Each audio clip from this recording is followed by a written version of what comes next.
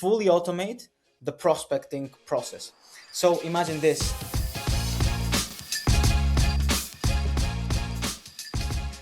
Yeah, look, welcome back to another week, another episode of B2B Outbound. Kind of super excited this week to be joined by Zeno, our guest. I won't do any introductions. Appreciate you being here, but yeah, I guess for everyone who's listening, if they don't know you, give us a quick potted history of your story.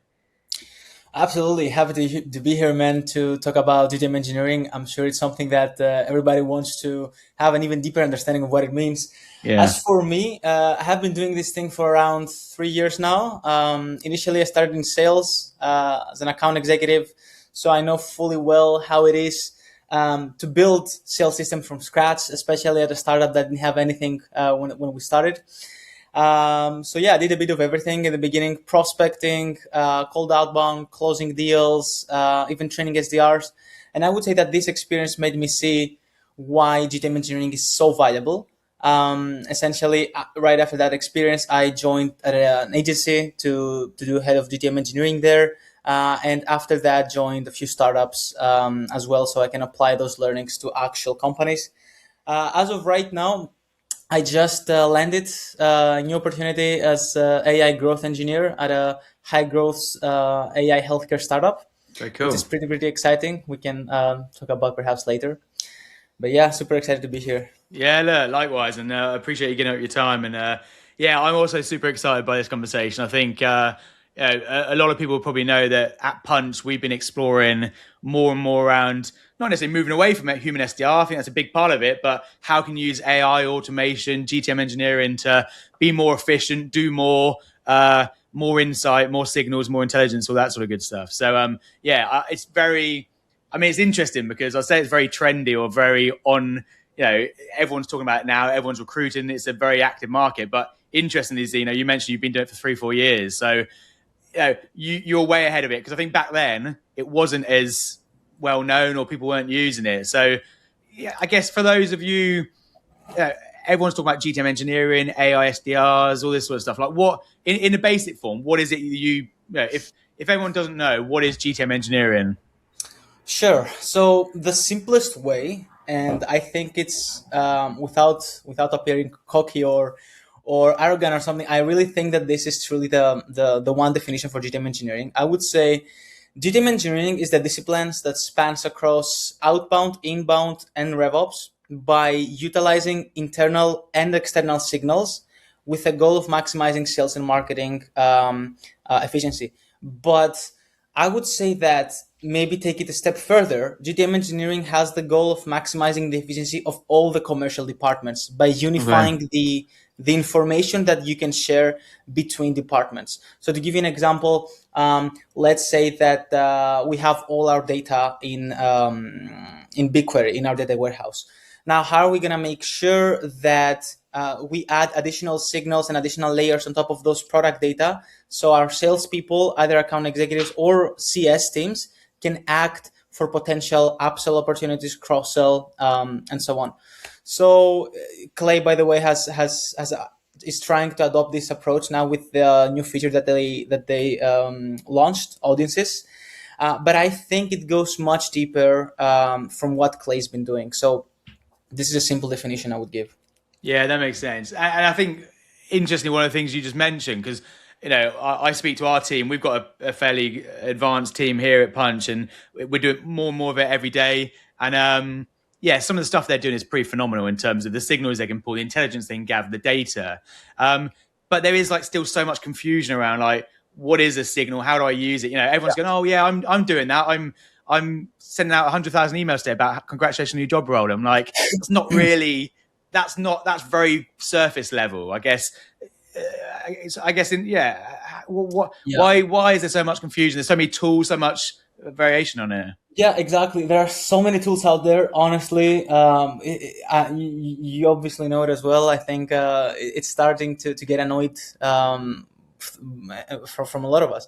But I think it's really simple. So there are only two types of signals. The way I say it is external signals and internal signals. Yeah. Now, external signals refer to market to market signals. For example, that could be third-party signals such as hiring signals, a company that has recently raised funding, competitors. All these refer social listening as well, social signals. All these refer to external signals, meaning they are signals from the market. And then you have the internal signals, which goes a bit deeper into the funnel. And this refers to signals that are owned by the company itself. That can be product signals, which in my opinion is highly underrated. A lot of companies are not properly using product signals, although there is an immense value in it. And other forms of internal signals can refer to the context the company has. Now, this is what I said before, internal signals. This is really, really important because I see GTM engineering becoming context engineering. And context also refers to internal information. For example, the transcript of your calls Yeah. with your account executives, right? It has immense gold opportunities that you can use for your next prospecting or your existing clients to move the deal faster. Your content data, for example, if I'm a CEO and I make posts on LinkedIn and I generate thousands or hundreds of reactions, I want to know who these people that engage with my content are. So yeah, there are a lot of signals, and I think this is where GTM teams might lose it sometimes because they don't know how to prioritize or how to execute which. Yeah, and I think there's still also an element of, and we see this a lot, even with some big organizations we're speaking to. Like, I think there's still a lot of immaturity. Whilst it's very trendy and everyone's talking about it, I think there's still a small talent pool, people like yourself, who really understand how to use it very, very well. You know, we speak to people all the time. They're like, "Oh yeah, we're tracking mergers, acquisitions, funding, headcount." I'm like, "That's great." But so is everyone else. Like, Yeah. what's actually unique to your business, your infrastructure? So, you know, if you're selling a Java application, you should be in GitHub forums, scraping data around latency. Like, there's so many different things that are interesting to the company that to company A has immense value. To company B, it has no value at all. But everyone, quite a lot of still people I find, and a lot of the tools out there as well, are Yeah. scraping the same 6 or 7 signals and saying that's kind of intent or insight. Yeah, exactly. This is spot on. I feel there are a lot of companies out there who track signals just for the sake of tracking signals, and not because those signals are actually important for them and their ICP. And another important thing that lately I've been thinking about is it's not just the signal itself. Like, for example, okay, maybe for me, maybe I sell software to sales teams, right? Maybe I have an AI powered CRM, let's say, or to like Apollo, right? The data for B2B GTM teams. Oftentimes we see it's not just a signal. Maybe the signal is good, maybe you can use it, but it's also about how you use the signal, right? And also what is the channel that you're using to make sure that this signal can be applied. And to give you an example there, we can say, okay, let's say that someone is hiring for a specific role. Most teams out there, they're gonna utilize this channel, this signal, when it comes to sending a cold email, for example, and Yeah. say, "So you're hiring," or "Because you're hiring." And this is oftentimes not ideal. You want to, in a way, to show what the signal means to the prospect, rather than just stating it. Yeah. Yeah, And I think I agree. Like, I think because I think the other challenge with that is everyone can see they're hiring, so everyone's sending the same message. Whereas actually, to your point, taking it a step further, what's actually in the job description? What's the issues they're trying to hire yes, for? That's the bit that I think they're level on. I think it's interesting because I know you've seen this, and obviously you've just joined a new role, and we can talk about that in a minute. But like everyone's talking about it. It's very, like I said, on trend. Everyone knows they need it. But actually, I'd say from everyone we speak to, like I said, big companies and small companies, adoption's still very, very low. So if people know it's so important, why haven't people caught up yet to modernizing? yeah. That's a good question, and especially if you talk about how can you adopt signals to companies that are high growth and they have even a lot of salespeople inside. I would say it all starts with leadership. And frankly, signal tracking is something that's relatively new, right? It's not something that has been going on for years. Yeah, It's just recently came out, and the role of the GTM engineer, whose role revolves around signals, is it just came out. So it's a relative, you can say, new role that has now become mainstream. I'm very confident that as we go, and people, well, they all already started to notice this, but as we go on and on, people will realize the importance of signals even more, and they're actually going to have structured frameworks on how to utilize signals. Yeah, You okay. can see the most successful B2B teams, they are already doing that. But in terms of volume, I think this is going to grow because there are still companies that don't know about signals. They just don't know. So I think it's just a matter of the market is now becoming mature enough so they can apply those signals and those strategies. So yeah. Yeah, it's really interesting. I think there's two interesting points you mentioned there. Like obviously the signals and people catching up of what's the art of possible and what able to do. But actually, I think the other bit you mentioned, which needs to be called out, is the utilization of these signals. Like the traditional SDRs or sales teams or AEs, historically they had their playbook, their frameworks, their call tracks. Now, if they've got signals in real time and every account is different, Yeah. why it matters, what you should say to them. Actually, traditional sales teams need to adapt in how they build go to market programs or scripts or playbooks. Because to your point, the old playbook was, let's go and speak to 100 customers. Here's the ICP. Here's the proposition. Here's Yeah. the challenge we solve. Now it's every conversation is different with every company, every account, every contact. That makes a very different type of Yeah. SDR or AE that can manage that data. 100%, and you'd be surprised. Oh well, or you already know how many teams, SDR teams, still do manual prospecting. I would say the majority of them, like 90%, still do manual prospecting. And you know what? Just because they added MCP, like you see a lot of these tools like Zoom Info, Apollo, and they say, "Oh, we added MCP. Now your sales teams are going to build lists from their Cloud and ChatGPT." In my opinion, this does not solve the problem. It just gives you a quicker solution, but the results are the same. To actually build a refined list, a list that's according to each territory, based on your ICP, and have all the important context, this is not a solution. That's why GTM engineers are really important, so they can work together with sales team, especially with top of funnel like SDRs, so they can do one thing: fully automate the prospecting process. So imagine this. This is how I envision the future of SDRs. And I have said this a lot of times, either in other podcasts or in my LinkedIn post. The only job that an SDR should do is just calling, nothing else. They should have all the important context inside their CRM or anywhere as they call the dialer, wherever. Pick up the phone, make the call, book the meeting, and go to the next one. Nothing else. Prospecting, finding people, enriching data, CRM administration, all this should happen by the system automatically.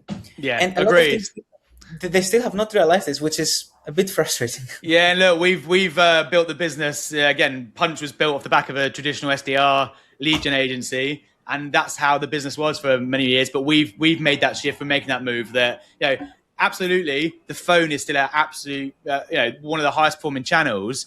But the manual research, the agentic outbound, taking the signal, taking the insight, pulling into emails, LinkedIn, CRM, data, that should be done for you. Like an SDR's job now is to pick up the phone and have that conversation and get it across the line. And again, if you can create some compelling outbound and interactive signals and insight, what they're saying, why they're saying it, why it matters, and when to say it is kind of again taken care of. Yeah. So you've gone from cold calling to now warm calling, like people that have already raised their hand or shown interest or shown some sort of intent. So it's definitely a big shift. Interesting on something you just mentioned. Then you mentioned there's loads of tools out there. People are using Claude, people are using Clay. Like we're big Clay users, and I'd probably say we're power users, as I'm sure you are. But there are loads of great tools out there, and Clay's not the only thing out there. Exactly. I know you've got a fairly controversial take on this because I read one of your posts a couple of weeks ago. But I guess I'd say like buy versus build. Let's talk a bit about the tech stack and what's going on at the moment, because I know you're also building something to compete with Clay or different to Clay. I love that question, that build versus buy, and it's actually, I think it's a whole different podcast itself. It probably is. Well, because it's the same. GTM's a new category, but Martech in general, there's so much tools and technology out there that's expanded, and this is the same for GTM engineering. So, do you have any what's the absolute fundamental tech stack or? Sure. Honestly, right now I'm very, very confident that the majority of the tech stack out there you can build on your own. Now, there's only one thing, in my opinion, that's still gold, and this is data. Right? This is super important. To give you an example, it's true from what you've seen on my LinkedIn post. I am building my own clay. Not only that, it's a more advanced version of clay, and at the same time, I am building my own hayrich. I have Okay. actually successfully built my own hayrich, Wow. and it's not only the same, perhaps it has some features that Hades doesn't have, and it's much cheaper, like much cheaper. And I control the output. I can control all the features that I want. So I have the flexibility as a GTM engineer to build something for me to my needs. And if I want to add something else down the line, I can do it with 10 times less the cost. So now the question is, would this be more valuable than just buying clay? In my opinion, if you know what you're doing, 100%. Now you might say, okay, but what about maintenance? It's true, maintenance is an issue, but I see that the ROI is it's greater than giving 10 times more the cost of getting that tool. I can have perhaps my software engineer in my actual company do a couple of checks to see if the company has if the product has a few issues, and I'm okay. Now, the really important thing that I feel is the future of GTM tools, of GTM tech stack, is data, and specifically APIs, MCP, and CLIs, that those tools can feed AI agents. Yeah. So if we take signals, for example, and it's actually interesting because I am in the market for powering my application, my clay clone with signals providers. I have found Prospeo, but I use Prospeo not for signals, but for pure list building and enrichment data and contacts. But now I also want to find a data provider for signals, right? And this is how I see it. I see it as multiple APIs like data providers. This is the value because I can build the UI, I can build the UX, I can build the backend, I can do the hosting, I can do everything. So what do I miss? Data. This is Yeah. how I see it. That's interesting. So do you feel that because I guess obviously these huge companies that have obviously a lot of them are PE owned or backed and they scale huge growth trajectories that they have to provide something that's it can be everything to anyone because they can't custom build certain features or certain things because to Yeah, your point they've got so many users that want something different. So I guess what you're saying is like those tools are great, but there are only limitations into the 20 features that they have. If you want yeah. feature 21, 22, nowadays you can just build it yourself. Exactly, exactly. And don't get me wrong, Clay laid the ground for everybody. Clay is the by far the greatest GTM tool out there.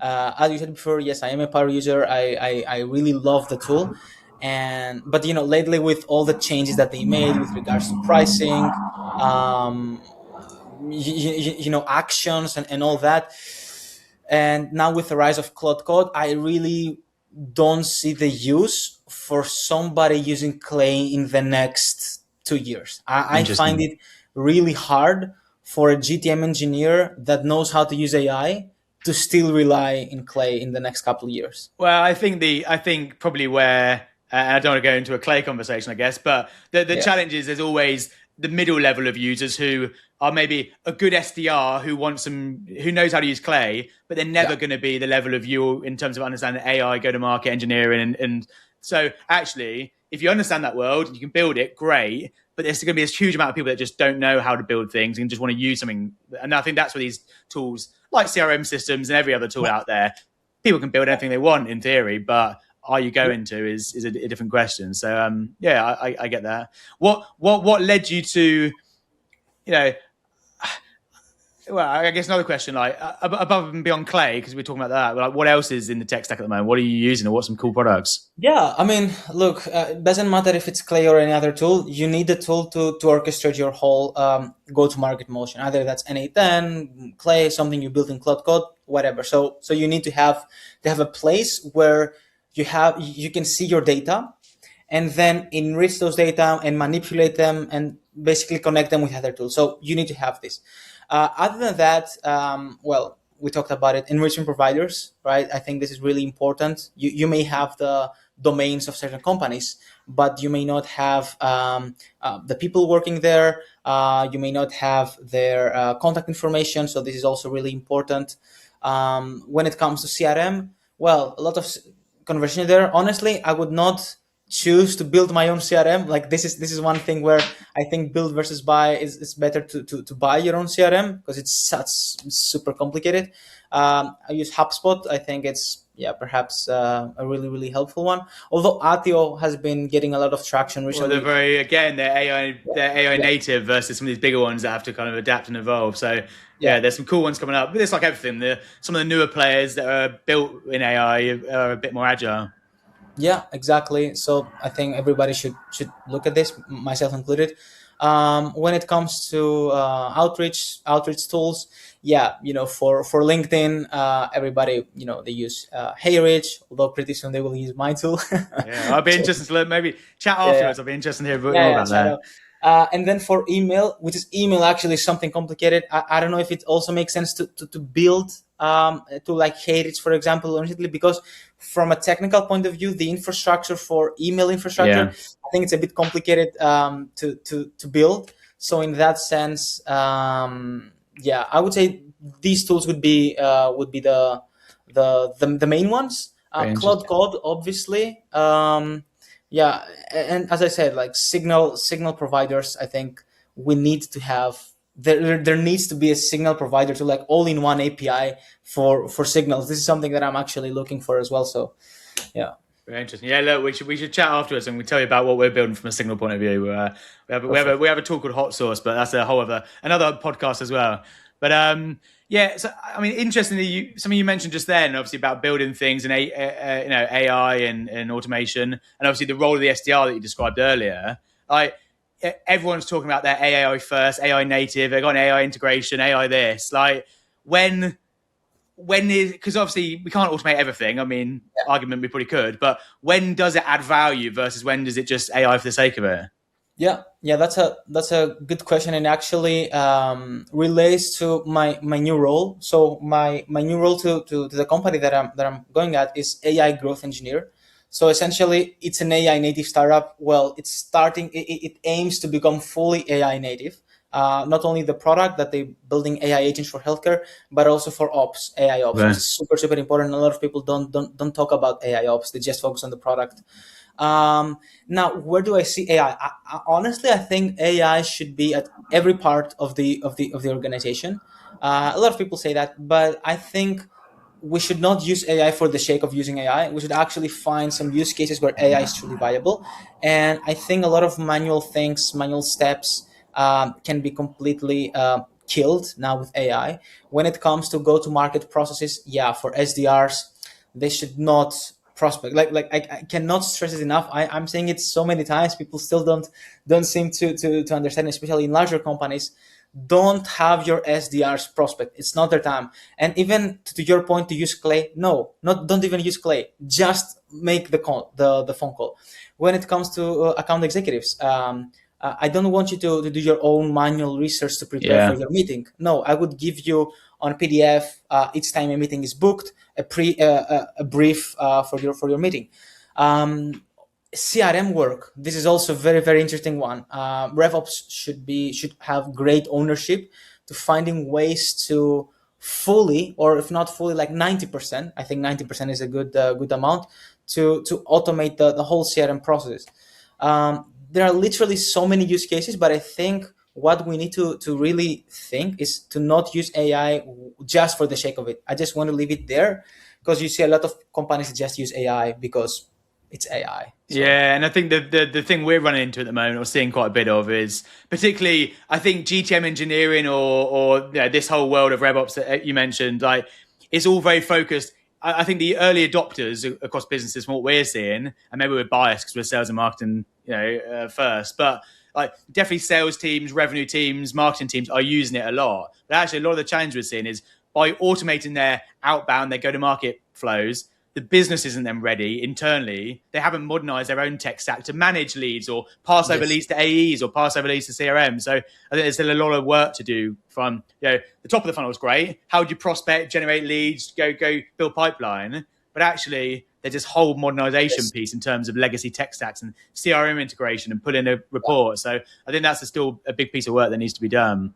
100%. And just to add to this point, people think of GTM engineering like there are a lot of fake GTM engineers that think it's just about lead generation, which is absolutely not true. It's about building an end-to-end system. So what you said is absolutely important. How you can build a full funnel system, right? So yeah. Yeah, it's true because I think like I said, people we generate a lot of leads and that's been automated for the last a bit of time now.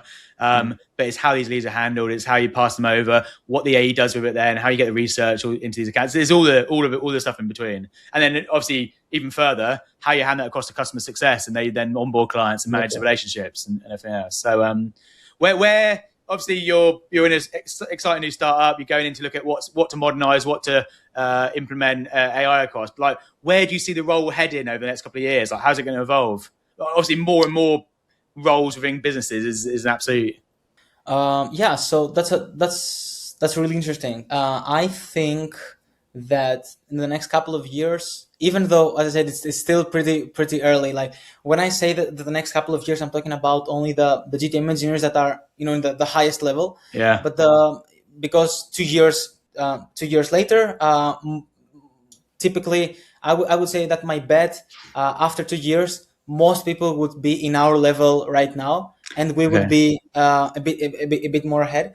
So what I would say is that I envision the role of the GTM engineer, growth engineer, whatever you want to call it, as this person who is in charge of building a unified go-to-market system.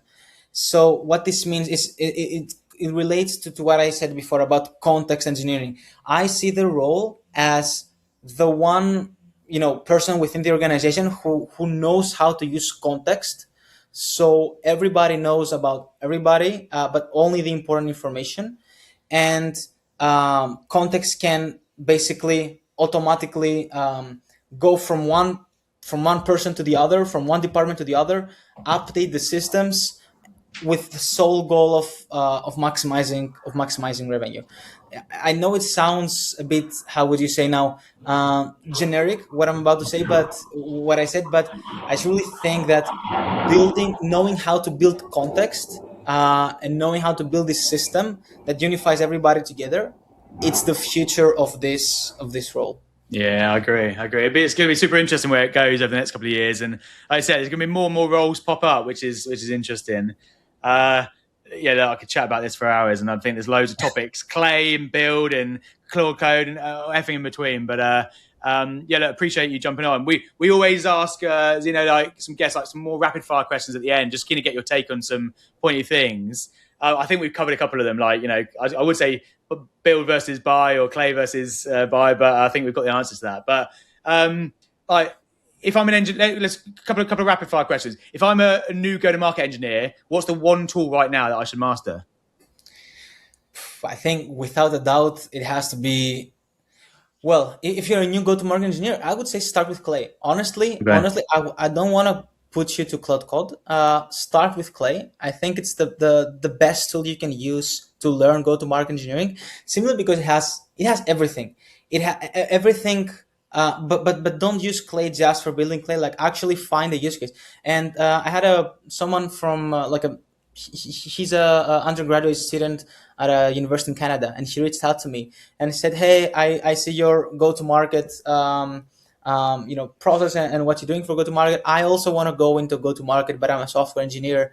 I don't have a GTM background, so how can I start?" And we jumped on a call, and I said, it's really good that you have this approach, and I totally agree with your approach. I would say start with Clay and actually find the use case, like find the real use case, find an actual problem to solve. Yeah. Either speak with a company, do work for free, like find a way to build a valuable system with emphasis on the valuable here. Find a way to build a valuable system, and then see where that takes you. For example, that could be building a highly targeted ICP list. You need to think, okay, where am I going to source data? How am I going to clean data? How I can enrich the data? What formula should I use? How to use AI to properly structure my data? Because this is also really important. How will I then connect the data with other systems?